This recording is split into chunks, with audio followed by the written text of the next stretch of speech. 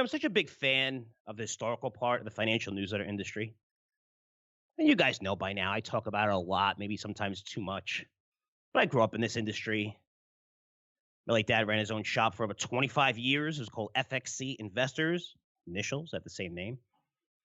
And he managed money and wasn't a big shop. I think we got up to about $125 million that we were managing, which I guess was a lot of money at that time. And 25 years ago. And he also wrote a newsletter for over 20 years called the FXC Newsletter. We had a little bit more than 10,000 subscribers. My dad charged less than $100 for the newsletter. And for me, I remember walking to the office in Queens, New York. It was like a 10-minute walk. It's a small office similar to what I have now. Not modern or anything. You'll see you come in. It's, for me, it's just like the fancy desk and the big pictures and all your accomplishments and everything. I guess that was passed down to me, but I'm more of a show me guy than, than just, I don't know, everybody watching everything. I don't know. I just not like the accomplishments and trophies. Even when I got trophies, I never really displayed them. It just wasn't me. I was just, it was more about me inside than it was showing everybody. And I guess, again, that was kind of passed down. But I remember so much back then. And even my dad traveling to different areas to get the scoop on different styles. A lot different than it was today, right? I mean, you have social media, everything there. You really had to have a boots on the ground approach. And I remember him going to Texas to get a closer look at a company called Texas Pacific Land Trust that I mentioned to you guys a lot. He recommended that in the single digits. It was over $800 today or whatever. It's still in my mom's portfolio, actually, which is really cool. Which passed down. But his 8-page reports, they need to be written on a typewriter. So he would write them out by hand in pencil in case he made a mistake. And then he'd give it to my mom, who was the fastest typewriter in the world. Just forget it. I mean, typist in the words is unbelievable. It's amazing. You have to see it in person. But she would type it up and then you'd have to bring it to the printer. There was no email or anything. You used to look at the best colors that would fit and everything. And, just this whole entire thing to the point where we got our own printing operation to make things easier at one point. But his newsletter was awesome. It had separated to 3 segments. It was income and growth. Targeted for one, the portfolios were aggressive and the other one was balanced, which is a mixture of, income growth, aggressive and everything.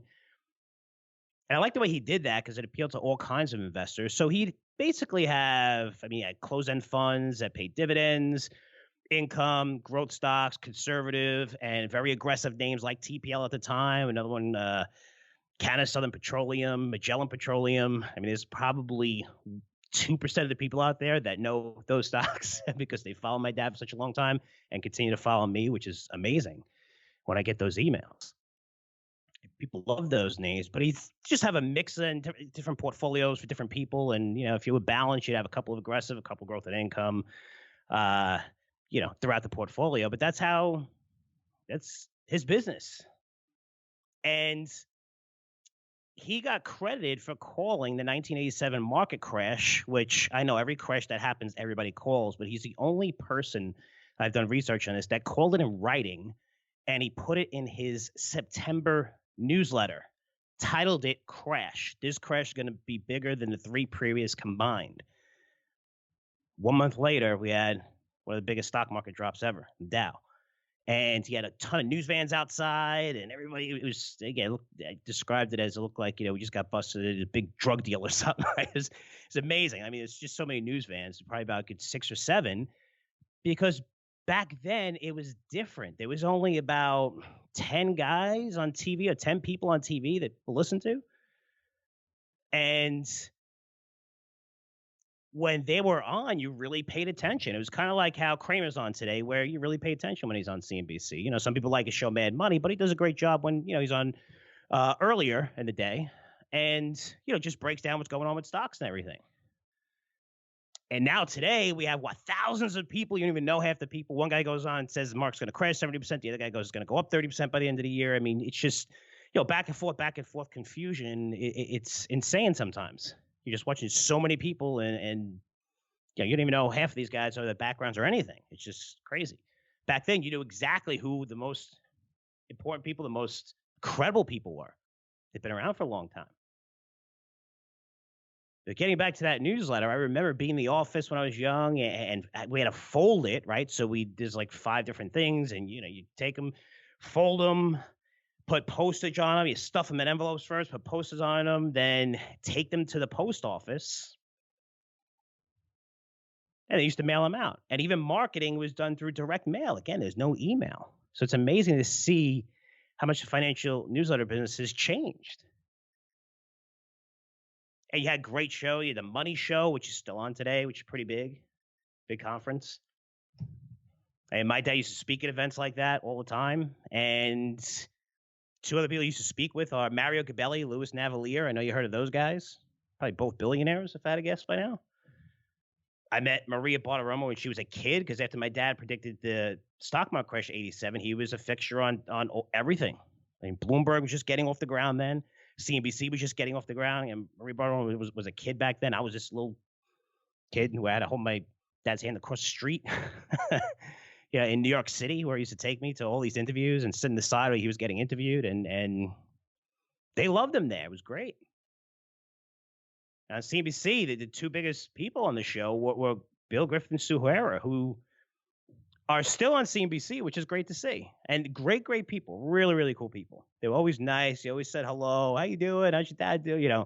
Just really, really good people. And I'm glad they still on CNBC. Smaller roles, but probably by choice, because they've been doing this for decades and decades and worked their ass off and done a great job. Jim Cramer back then, he was managing money at the time and not such a household name yet. He was on a show, did Cullo, where they had Cullo and Kramer. That was a show I was on. Man, that's got to be 15 years old now. And I had my dad on that show before me, like on a regular basis. I was on Cullo, I think. I wasn't on Cullo and Kramer, just when Cullo had his own show. Cullo and Company, I think it was called. But it was Cullo and Kramer. My dad was actually on. He had Herb Greenberg on back then. I remember going on Neil Cavuto, where Neil Cavuto did a lot. It was all stocks now. He's got a lot of politics involved. But Neil Cavuto, kind of amazing, right? He looks like the same age as he did 25 years ago. Louis Rukeyser, huge name in the business. Show my dad used to be on all the time. And Warren Buffett was obviously big, but nothing compared to today. When Omaha and the amount of people that attend his event for Berkshire, annual, it's crazy. And my dad wrote a small book at the time, and it's not so much relevant today because it was just saying, hey, you have to focus on the big 4. It was a big 4 accounting firms. It was called Awareness of Indirection. It was a really good book. But again, you look at the accounting firms, and they're all different today and different names and stuff. But really just a fundamental analyst. And he wrote the book, and it wasn't that many pages. And he sent it to Warren Buffett, and Warren Buffett wrote a letter back to him and signed it, a personal letter saying, hey, Frank, thanks so much for the book. I enjoyed it. It was great. And I still have that letter today. So when I look at the industry and where it was and where it's becoming and just some of the people on TV and being involved, stuff like that always comes back to me, especially when it's coming to Father's Day, right, which is just a couple weeks away. And these are the things I think about. You think about the good things and you're making your dad proud and everything, and you want to raise your kids great and all that stuff. But, the things I look back is when I was working at the office, spending time with him. And then like the last few years of when he was really sick too, where I started taking this very, very seriously. And it was like a good 2-year period where he was just teaching me everything. And I just asked him millions and millions of questions constantly because he knew I was going to take over the business. And, just really cool stuff when I look back at it and just the historical angle of the entire industry, and growing up in it is really, really, really cool. As you could tell, not that I'm getting a little choked up, but it's just cool when I think about where I was 25 years ago and sitting in the office, and we have the Courtesy of Research logo every place, and following my dad's footsteps is really cool.